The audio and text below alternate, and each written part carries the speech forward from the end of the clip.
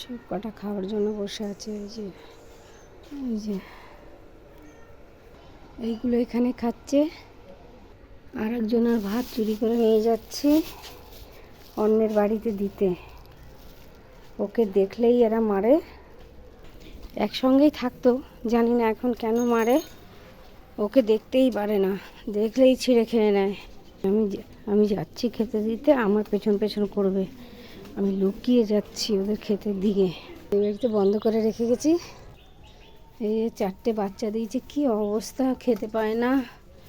একসঙ্গে ছিল সব। এই বাচ্চা দেওয়ার পরে একে ধরে শুধু মারে।